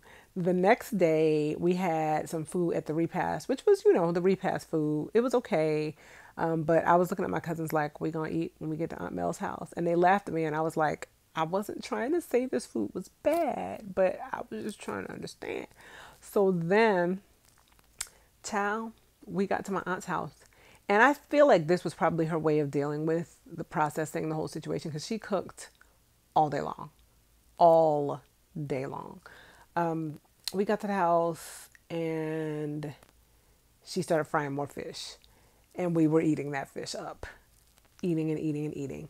And then I was like, where the crabs at? I know, like, why are we acting like we like, come on now. So I feel like I prophesied those crabs because from the week before I had been saying when we get to Aunt Mel's house, it's going to be some crabs. I know how we do at funerals. I know how we do. I know how we do. So when I got there and didn't see crabs, I was like, where the crabs at? So later that day, my aunt shows back up at the house with like 3 massive bags of crabs. Yes, honey, 3 massive bags of crabs and some shrimp. And so I left the house and went fishing because that's what my family does. And I went fishing with my daddy and some cousins. And Joni, we ate so good, girl. So we get back to the house. They call. They're like, the crabs are done. Y'all better get back here.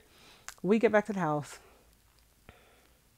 and eating all them crabs. And there's like potatoes and corn and hard-boiled eggs in there with the crabs.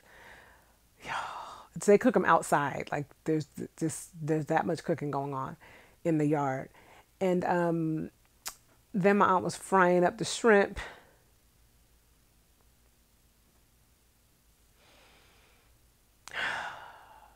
There was some potato salad that kept making an appearance. It would be put out in the fridge, the outside fridge, and then somebody would bring it back in the house, and then it would get taken back out, and then somebody would bring it back in the house. So we're eating and eating and eating. And the next morning, I'm getting ready to come, actually to fly to Des Moines, right? And we called my aunt's house from the hotel because there were so many of us, we couldn't all stay at the house. There were like hundreds of people. Child, we called my aunt's house in the morning, and my cousin is like, yeah, my cousin's from New York, yeah, she's making pork chops. And we were like, for breakfast? Her brother, my dad and his siblings are all really tight. They fuss all the time, but they're super tight. So they be doing stuff like this for each other. So my aunt is making her brother pork chops before he gets on the road to drive back to Florida. Listen, they know how to get down, okay? Oh my gosh, you are so right, Joni. Southern people know how to get down. So we get to the house because my cousin's like, listen, I'm going to have some of them pork chops. Because Tashira, you remember my cousin Tashira? This cousin is my aunt's granddaughter. So we get to the house, and my aunt is up in this house making smothered pork chops. It's like 10 o'clock in the morning. Let me tell y'all what I ate. Okay? Smothered pork chops, cabbage, because she made a massive pot of cabbage, macaroni and cheese, and you already understand I'm talking about the baked kind because that other foolishness just... So, smothered pork chops, cabbage, macaroni and cheese. What else she had in there? I think there was still some dressing left. Oh, we got through it, Sonia. We got through it. And I was about to sit down and dig into my plate. And then my cousin was like, oh, the okra's still on the stove. It was all over after that because my family and okra is just a situation. We be fighting over okra. So I'm like, oh, wait, okay, then I'll just hold off. I'll just hold off. I sure did take a U-turn, honey, when I started talking about that food. Woo! So I waited, and then after a while, I went to the kitchen. And I went in there for my plate. Fried okra is good, but she wasn't frying them. My family can cook some okra where it don't be nasty and slimy. Y'all. I went in that kitchen, and I was like, I got to make my plate because my ride is here fixing to take me to the airport. Listen, I opened that pot, and there was some butter beans up in there with the okra. It was all over. All over. You hear me? All over.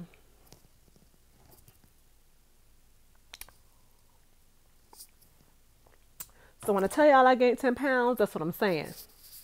That's what I'm saying. Butter beans and okra, smothered pork chops, cabbage, macaroni and cheese. What else am I missing? Dressing. The dressing.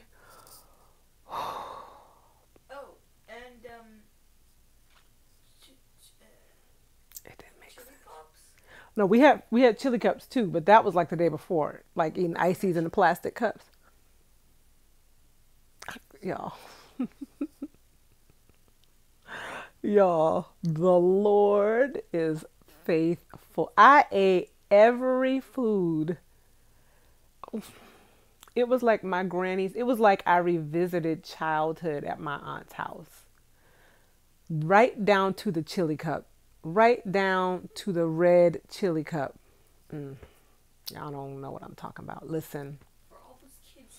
All I needed was some sweet potato pie and some cornbread. That I didn't have. But y'all, that food was so good. Listen, that food was so good. We had to-go trays, massive, like a whole stack of to-go trays that my aunt had in the house. Because she knew people were going to be taking food. Why did I sit in the airport? Why was I in the airport with a styrofoam to-go tray eating okra and butter beans and smothered pork chops? And macaroni and the macaroni and cheese. Oh. Okay, I need to stop now. I need to stop now.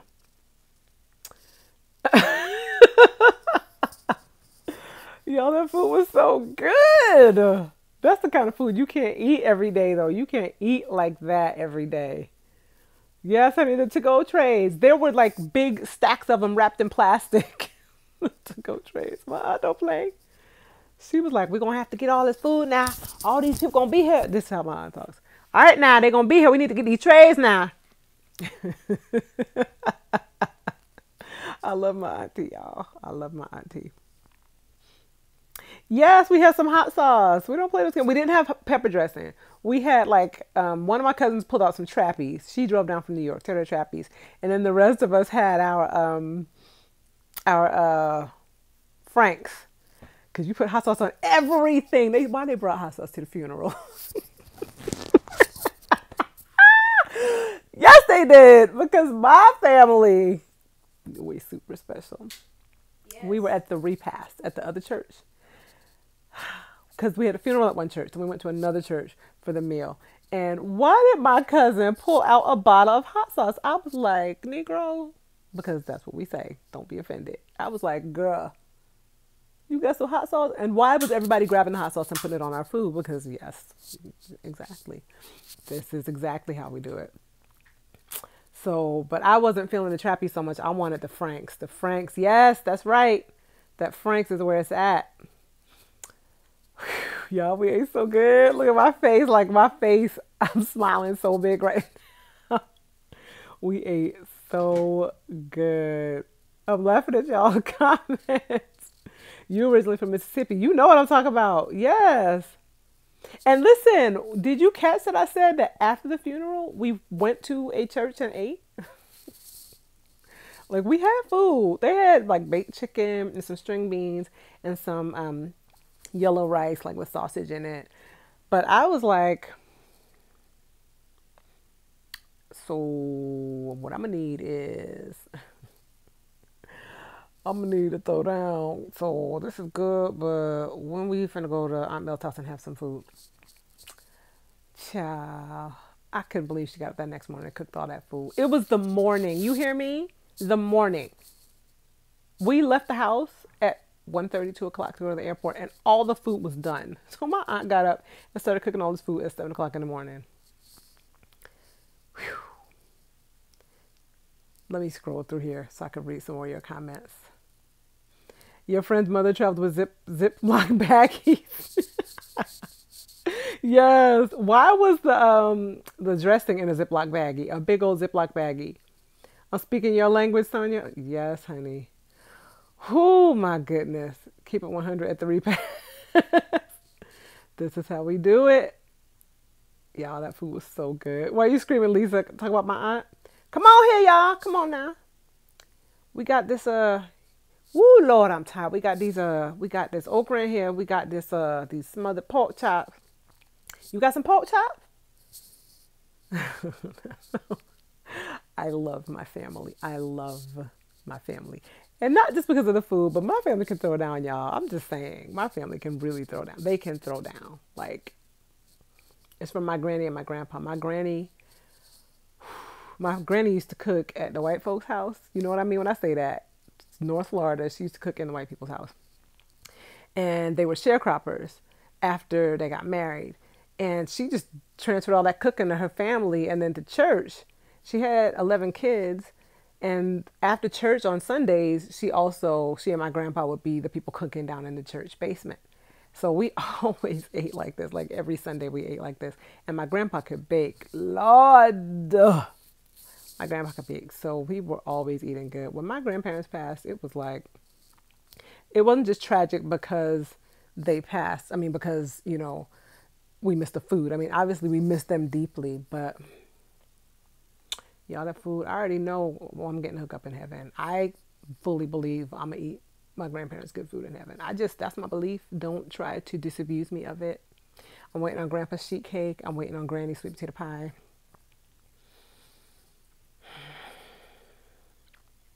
And her okra and black eyed peas. I need to stop talking about food. I need to stop. Because I'm just talking. You need to know how to cook okra without it being slimy. My dad knows how to do that. And he taught Eric. And Eric has gotten pretty good at it. It's just a certain way you have to cook it. You don't put a whole lot of water in the pot. You put like a little bit of water. But you have to watch it or else it'll burn. And then that's horrible. So you have to watch it. But see, when you get to heaven, Lisa, it's you, Grandma, and Aunt Dot. I'm telling you. I'm playing these games. Your grandmother was from Tennessee. She would cook just like that. Oh, my family ate sauce, but not my American family. My Bahamian family eats sauce.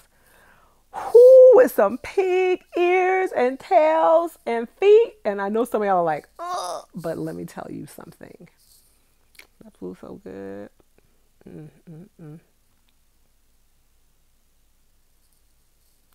Yeah, no, my aunt, Lisa, my aunt was ready for people to take food home. Yep, she really was. I love how black folks do it. We really are. When we discussed plans on who was going to go and we knew he couldn't go. He was working. The kids were gone out of town already. So I was the only one who could go. And we were driving around in a parking lot somewhere and I was like, oh, the food. And he just whimpered. Like I hadn't even left yet. But he already knew it was finna go down at Aunt Mel's house. He knew. He was like, oh. So then I sent him pictures and he was like, why are you doing this to me? I felt bad, but I felt like we share everything. So I wanted him to be part of the experience, but it was terrible because I knew he couldn't taste it. But y'all, I can literally that macaroni and cheese. Oh, Father. So buttermilk pie, that sounds good. My granny did not make that as far as I recall, but I have had some buttermilk pie that I'm like, ooh. Why did I never know about this stuff? That's good stuff. Houston, we have a problem with sauce. with the sauce. You don't like sauce with meat? Sauce meat is whatever's left. I think that's how they did it. Whatever was left over. So it was ears and tails and but I like gristly meat already. My family hates it when I eat the gristle, but I really like gristly meat. So that sauce is right up my alley. I'm like, mmm, buttermilk pie. Let me see. My girl, you're talking to Joni. She would make her own. She was born back in 1919, and that was when they was the way she did it. Fried green tomatoes. We didn't eat those either, but my daddy talks about them, so I think my granny made them, but I was never around when she made them. Mm. Y'all, I'm gonna have to shop and cook just to get some of this. My family, Carolyn, is from Eleuthera. They're originally from Eleuthera. They're Munros, and they're from Eleuthera. I don't know if all the Munros in the Bahamas are from Eleuthera, but the other Munros I've talked to, y'all know who Miles Monroe was? He and his wife passed tragically a few years ago in a plane crash. But I taught his kids at ORU, and I got to know them, and I got to know the dad a little bit too. And I think their people are from Eleuthera originally as well. So I don't know, maybe all the Munros are from Eleuthera, but my family's from Eleuthera. Now they live mainly in Nassau and Freeport. So they're the ones that came over for the reunion last month, and we had so much fun, and I had that sauce. Only thing we didn't have was peas and rice. That's how they call it in the Bahamas. They call it the reverse of how people in the Caribbean say it. Or rice and peas. How do they say it in the rest of the Caribbean? Because Bahamians say it the other way. My girl, you said, you're right, Tanya. This is how it's made, and I would never eat it. She would make everything from scratch. Yeah, that's how they make it. And some chitlins, too. I'm sorry, y'all. I am a Brooklyn girl to the core. Like, I'm a Brooklyn girl, but listen, I will eat some chitlins. I will eat some pig's feet. I'll eat some pig's ears. I will eat it. I will eat it with a big old smile on my face and a napkin and some water to get the stickiness off of my fingers. I know, right? How didn't they have peas and rice? I was like, what? We went to the, so they say rice and peas in the rest of the Caribbean. So yeah, that's what I thought. So at our family, we say peas and rice. So they had the reception at the hotel. We had like a banquet, and we had, a whole bunch of good food. It was the like American food night, but they tried to have peas and rice, but they said it was Hop and John, but it was black eyed peas and rice. And I was like, no, these supposed to be pigeon peas and rice, not black eyed peas and rice. So I don't even think I might have gotten a little, but I was annoyed because I was like, it's supposed to be pigeon peas. Who dropped the ball on that one? I know. I think the hotel staff was like, what? What are pigeon peas? Jamaican say rice and peas. Yes, I've gotten mocked by my Caribbean friends for saying peas and rice. And I'm like, do not hate. And I didn't know why they were mocking me. And then I understood why. Because it's reversed, but I didn't understand until years later. We say it different. Your husband's from the same island, from Eleuthera? Is his last name Monroe? Miles Monroe was a very gifted speaker. He was a very gifted speaker. His kids are now doing a lot of teaching and a lot of work with purpose and destiny and leadership and calling. Yep, there was a pastor who died in a plane crash. I forgot his name. Miles Monroe. That's what I'm talking about. Miles Monroe. He was, well, we joked that we were probably related. Kalani just asked the same question. Are we related to him? I wouldn't doubt that somehow all the Monroes in the Bahamas are related, but from what I've seen, there's like thousands of Monroes in the Bahamas. So Probably that we're all I think there's probably a relation somewhere back there, but they can trace like back to Africa, like these Monroes are my family. So I would need to ask Teresa. His daughter's name is Teresa, and his son's name is Chiro, Jr. Miles Jr., but we call him Chiro. I would need to ask them what they know about, this particular ancestor to see if there's a connection to that person. So I met him for the first time before I was teaching at ORU, which is a crazy story, but I was in Jerusalem in graduate school, and it was Easter, and I went to the upper room because I wanted to get away to a quiet place. And I was just sitting in there kind of meditating. I promise y'all I'm not making this story up, but I was sitting in there kind of just in quiet, kind of contemplating. And this short little black man walked in, and I was looking at him, and I was like, I said, "Excuse me, sir, but are you Miles Monroe?" And he said, "Why, yes, I am Miles Monroe." I was just like, "How funny are you?" So we chatted for a few minutes. He had a tour group with him. He brought groups every year to Israel. So they had a tour group. They came in. I think I listened for a little while and then went on about my business. But years later, when I was teaching at ORU, or I think I said something to him like, "My family's name is Monroe and they're from the Bahamas. I wonder if we're related." He said, "We probably are." And we laughed about it. Years later, I taught at ORU, and his children ended up being in my class, not at the same time, at different times. But yeah, so they were really sweet. They were cool, very nice. And we talked about it then too. And then years later, after that, when I went back to Israel with my family, I was married then with kids and had kids, and they would come yearly for their conference. And yeah, it was a conference that they would do in Israel.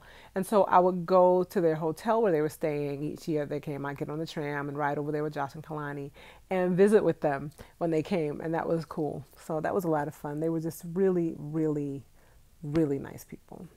It was devastating when the plane crash occurred. And for a while, I didn't know if Teresa was on the plane or not. And it was just really devastating and sad.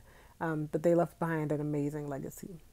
Miles Monroe, Myles Munroe, Miles Monroe. You never heard of pigeon peas?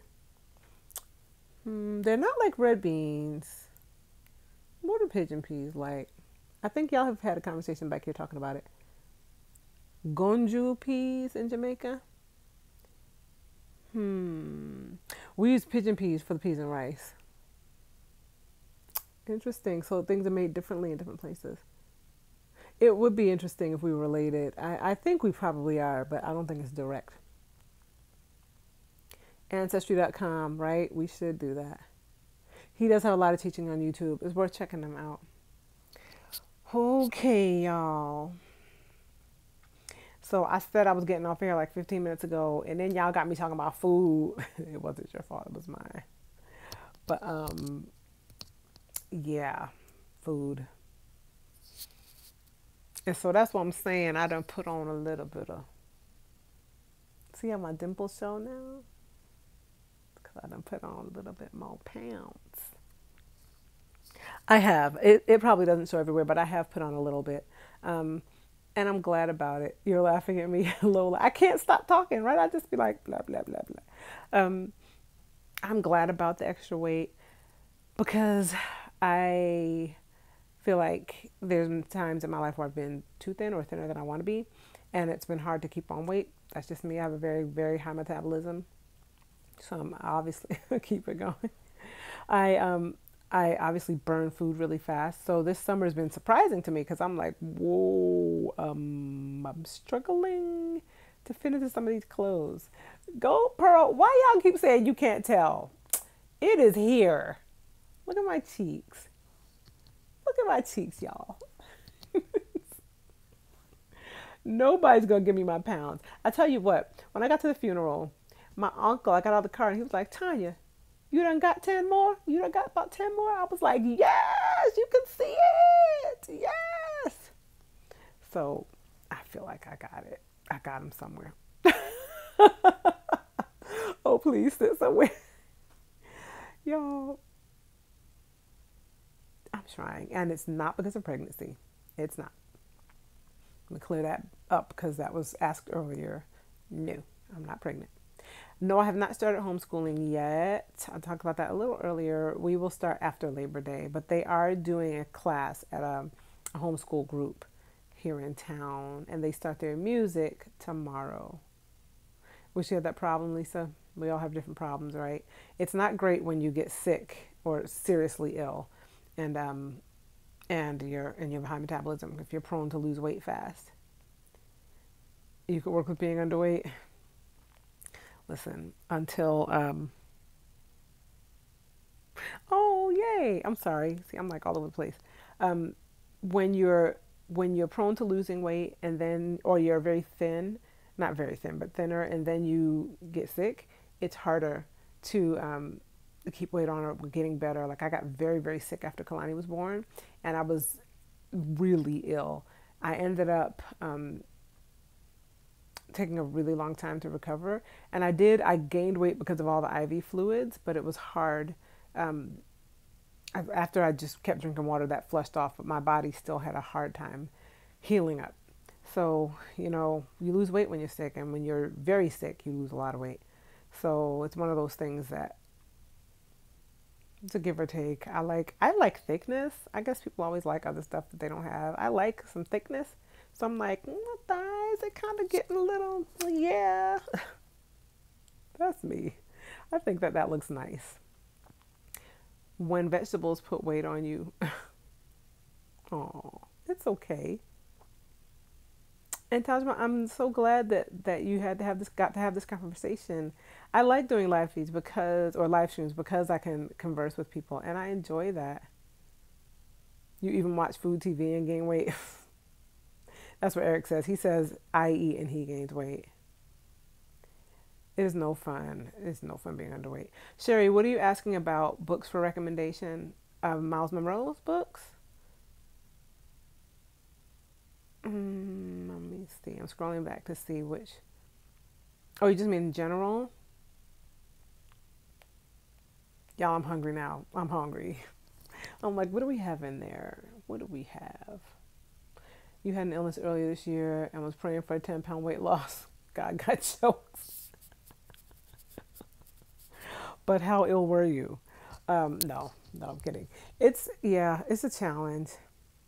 Thanks for the live chat and all the beautiful ladies who joined in. But we're about to end this live chat before the word food come up again. You so right, because I'm about to talk about food. I'm willing to give you some of my advice. Work on eating healthy. Eating healthy is what's important. What the Health? Oh, that sounds interesting. On Netflix? We do have Netflix. What's it about? Is it like Food Inc?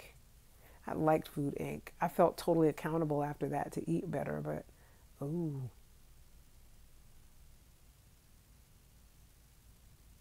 I'm reading these comments. Yes, Tajma, you understand. When you're underweight for a long time and you like work at putting on weight, you'd be like, hallelujah, once you start to put it on. But it happened rapidly, in my opinion, but I don't feel like I'm sick. I just feel like it happened over the course of the summer, so. Bye, Gold Pearl. See you in the next video. Thank you, Tanya. Bye. I am going to figure out what to eat. Eric has cooked leftovers, and he might be like, you don't want to eat my leftovers? He's one of them sensitive cooks. But I think this week, I'm going to try to make some of that food, y'all. Oh, recommend books from that living in context perspective. Let me look at my bookshelf right now. Whew. Let's see. Weight gain and gravity are so cruel. Y'all are funny. Ooh, let's see.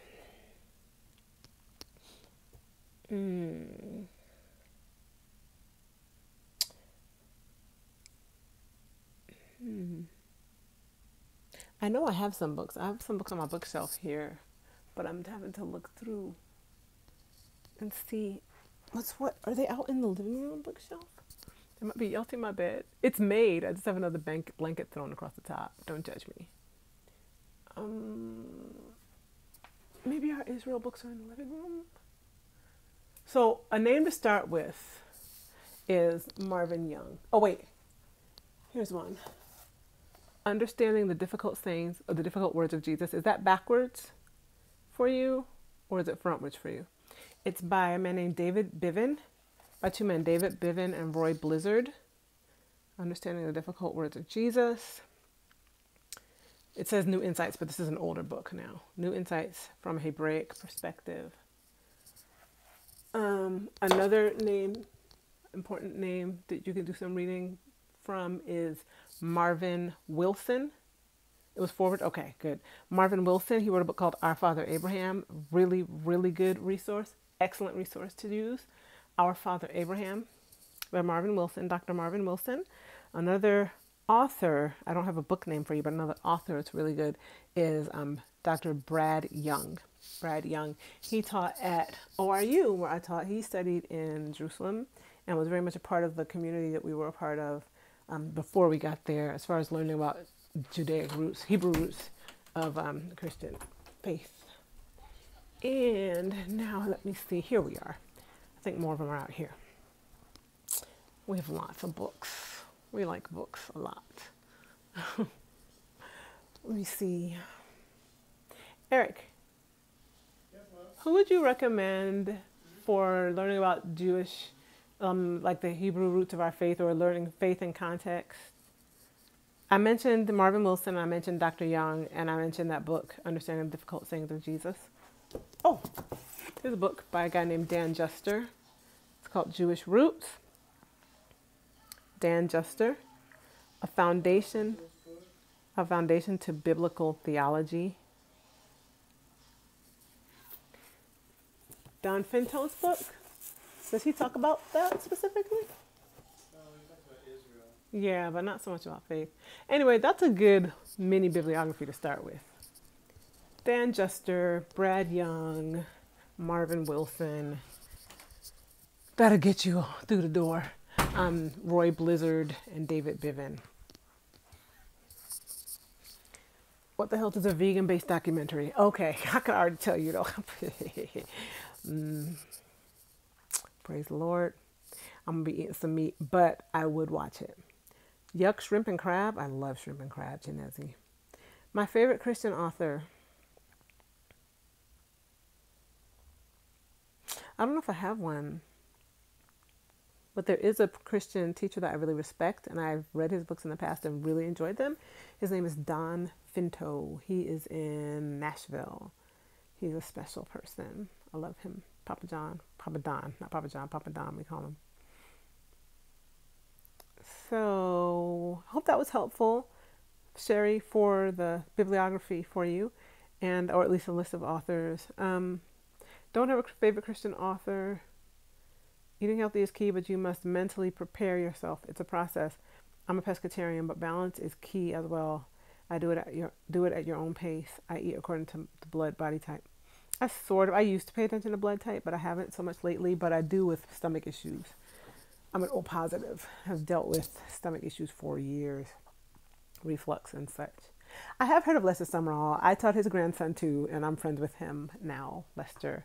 His grandson named Lester Sumrall. So I definitely know who Lester Sumrall is for sure. It's funny. I remember I read the roll sheet in class, and I was like, and because it was ORU, I would always get names of these kind of charismatic pastors' kids and grandkids on my roll sheet. And one day I was reading the roll sheet, and I was doing attendance, and I said, Lester Sumrall? And I look up, and he's like, here. And I was like, oh, you got an attitude? But we became friends. We went to the same church in Tulsa for a while. He was a decent guy. I'm sorry, Liz. You broke a toe. I'm sorry.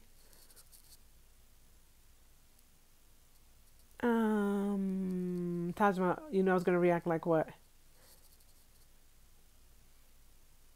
Oh, that's why you told me about about the video being about vegan-based food. You heard me going on about macaroni and cheese and all that pork up in that sauce. Child, please. Okay, y'all. It is 113 minutes in. When I get to 115 minutes, I'm going to close it down. I'm going to do it. I'm going to do it. I've already done my 3 warnings, so that means it's really coming now. So tell me any last minute things you want to tell me. You don't believe what? About Lester? Who said that? About Lester? I'm trying to scroll back and see what you don't believe me about. Oh, about getting off? I'm going to do it. I'm going to do it. I'm at 113.47. Y'all watch. Then I'm going to go in there and try to eat on that banana bread if he'll let me eat it. But I need some food. I think I want some chicken. I love chicken, y'all. This is why I couldn't be a vegan. I love chicken. And eggs. And cheese. Alrighty. Liz, be healed. I agree with my girl. I hope that you're feeling better soon. That toe gets better. I will give your love and greetings to the family, guys. Say, Kalani, say bye. Goodbye. And then I'll show you Eric and Kalani because now, Eric and Josh, because right now I am at 1:14:32. Yes, that's why I was on hold for so long. I'm just traveling and the funeral and stuff. For those of you who didn't see them, there's Eric and Josh. Hey. Hi. What are you doing, Josh? Reading? Listening to music. And Eric is playing World of Warcraft. Preachers do always have 5 closings, but I ain't no preacher, see, so. Just for those of you who didn't come before, this is what the hurricane is looking like in Austin. And now I am at 115 minutes. So, I'm finna go.